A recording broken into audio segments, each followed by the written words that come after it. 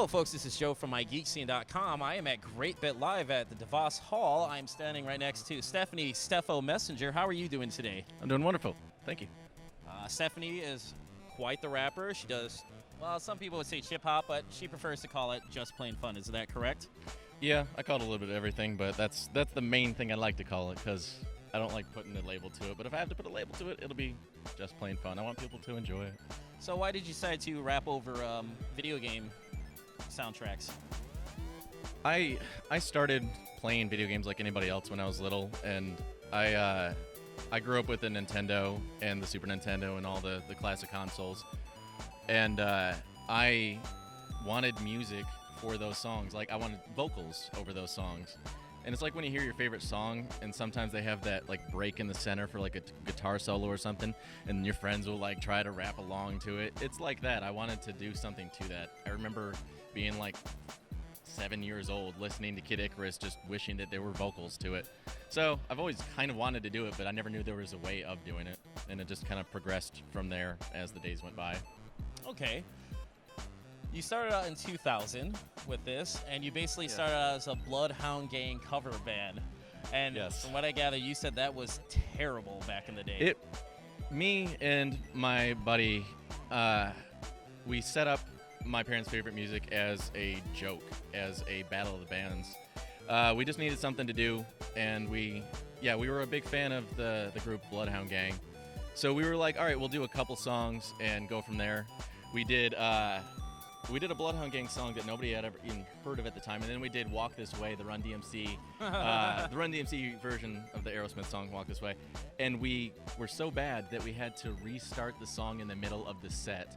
Our bass player didn't even have her guitar on and was pretending to play on stage. And I have it all on video, so one day when I get a DVD out, people will see how horrendous that is. You can't release it online already on YouTube? Oh, you know what? I can do that. I should. I have to figure out how to transfer something from an 8mm tape. I'm old. Oh, snaps. So that begs the question, Bloodhound Gang still in your rotation of music at home?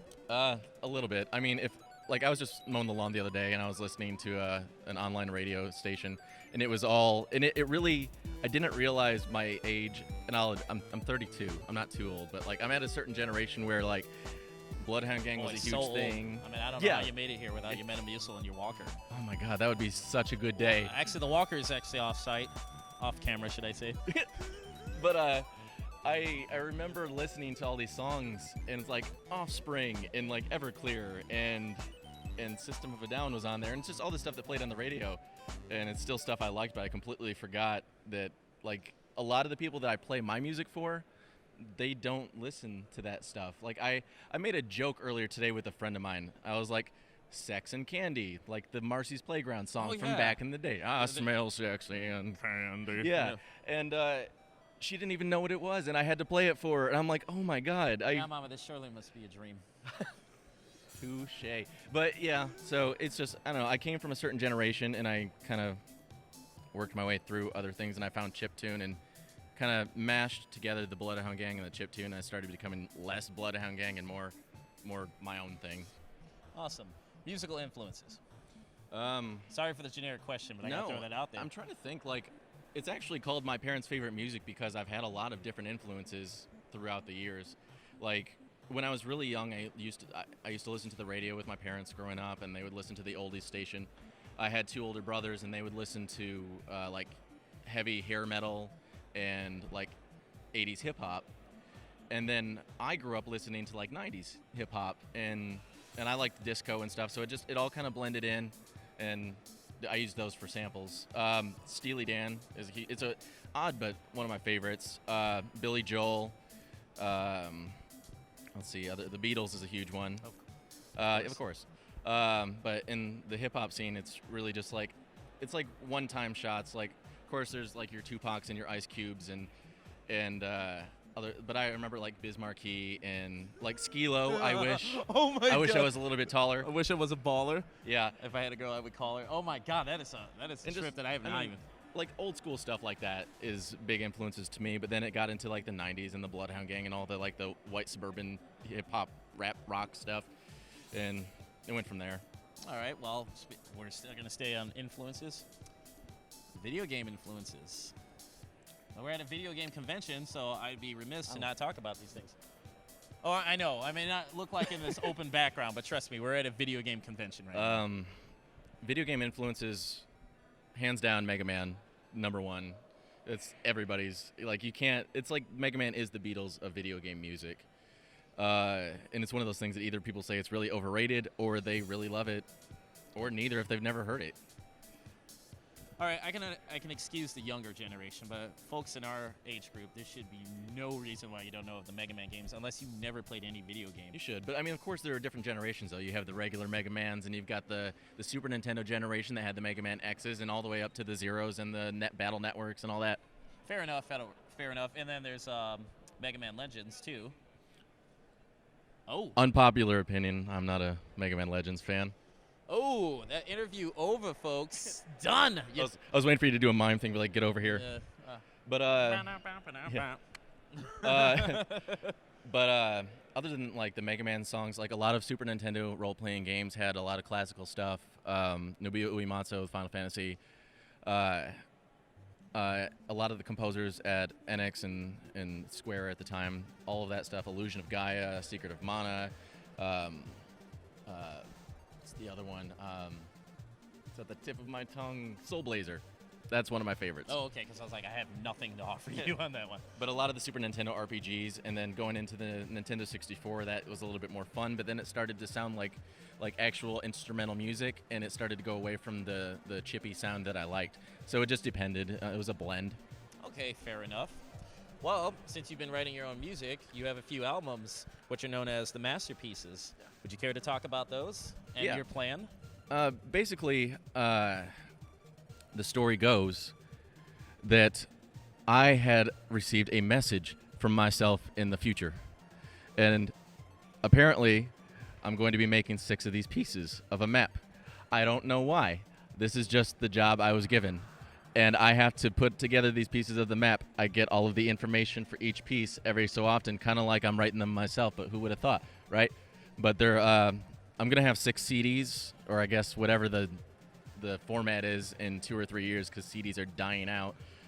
But I'm going to have 6 albums, and they all connect. And when they're done, I'll just crochet a blanket or something.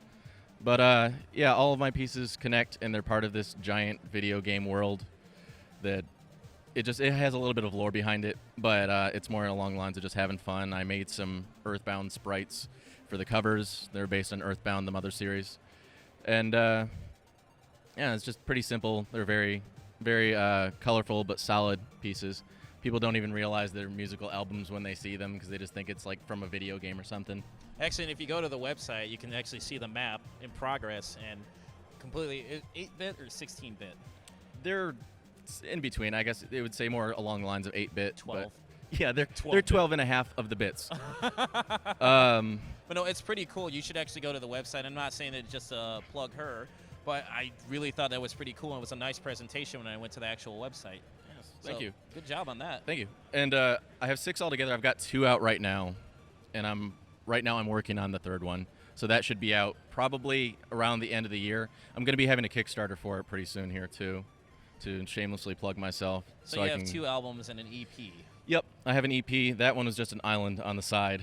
I didn't even plan on making that a map piece, but I just wanted to make an EP as a side project so people didn't get weary waiting too long for the next album.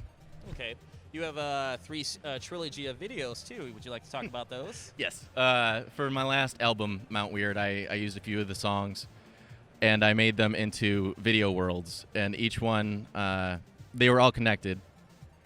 The very first one, I'm not going to go into too much detail if you'd like to watch these, but they're connected, and they all are in the same little universe. But I had a lot of fun making them, and they follow my adventures from like my home to a convention I played at and back, and it was a nice little Lord of the Rings moment on a very low budget. All right, and this is very important too, and I wanted to definitely touch upon this. I'm sorry I'm going to have to read off of this, but I'm quoting you on the website. You are using my parents' favorite music as a platform to spread awareness about trans, queer, gender, and sexuality issues. Yes. Please talk about that. That is something that's very important that I know it's near and dear to you. And also, like generally on my geek scene, I don't really go into political or social issues, but I felt this was important to bring up and wanted to give you a platform to talk about. Yeah, that's awesome. Thank you for that. No problem. Yeah, it's one of those situations that back in 2012 I came out as transgender, and not a lot of education was known at the time about it in terms of myself and my peers. And since then, it's become very popular in the media. I mean, with Laverne Cox and Caitlyn Jenner and things like that, so people are starting to understand. I myself have been just pretty docile about it, pretty quiet, and but I've realized that I have a lot of fans that want to know about it and want to educate themselves. And while I never claim to be the authority on anything like that, because I can only speak from my own experiences, I've had a lot of people ask if I could do something centered around the transgender experience. And because I've had a couple people that were fans of mine that even said, hey, I had the courage to come out as transgender because of you and what you're doing, and I didn't realize it. And that, I mean, it means the world, It's like these people can finally breathe easy for a moment because they're being themselves now, and the fact that I had anything to do with it is phenomenal.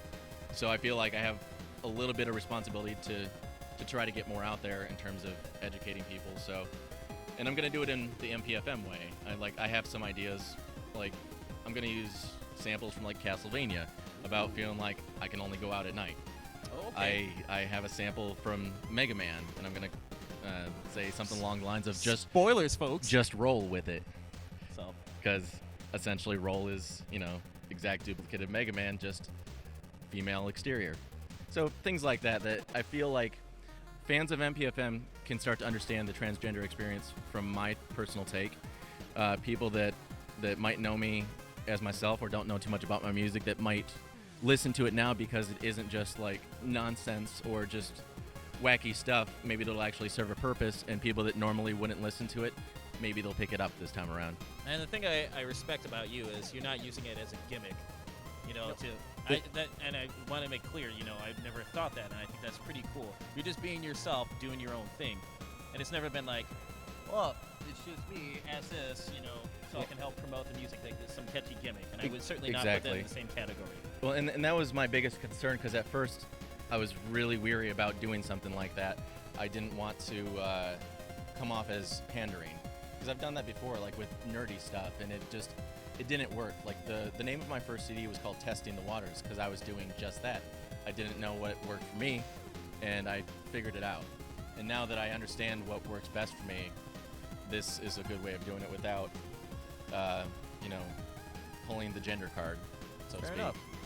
All right. If people wanted to find you on the interwebs, where can they go? You can go to my website, www.google.com. Ooh, that's quite the extensive website. You get a lot of hits every day, I swear.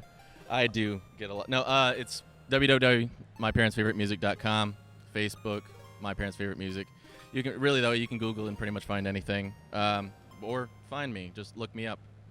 And one last question for all the fans out there throughout the years that you've been doing this. What would you like to say to them, and to people that are potentially interested in checking you out now? The fact that I've been doing this so long, I think the one thing I would like to say is for the people that did stick around, thank you, and for the people that didn't stick around, come back. I have new stuff now, and the people that haven't came around yet, just wait. It'll be really fun in the future. I can't wait for the future. All right, well, Steffo, thank you so much for the interview. Folks, this is Joe from MIGeekScene. Take it easy.